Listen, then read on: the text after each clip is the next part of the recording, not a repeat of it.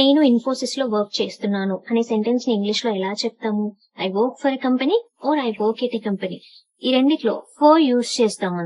ఎందుకు for use చేస్తాము, at ఎందుకు యూజ్ చేయము అంటే, ఫర్ అనేది ఎప్పుడు యూజ్ చేస్తామంటే, ఎప్పుడైతే నువ్వు ఆ కంపెనీ యొక్క ఎంప్లాయీ అయితే, ఇఫ్ యు బిలాంగ్ టు ఒక కంపెనీ, ఆ కంపెనీ యొక్క ఎంప్లాయీ అయితే అప్పుడు ఫర్ యూజ్ చేస్తాం. I work for XYZ company, I work for TCS, I work for Microsoft. ఇలా అట్ ఎప్పుడు యూజ్ చేస్తామంటే, I work at a company. ఎప్పుడైతే ఫర్ ఎగ్జాంపుల్ నువ్వు ఫ్రీలాన్సింగ్ చేస్తున్నావు ఒక కంపెనీలో, ఫ్రీలాన్సింగ్ అనేది అది నీ కోసం, you are doing it for yourself, నీ కోసం చేసుకుంటున్నావు కాబట్టి you do not belong to that company.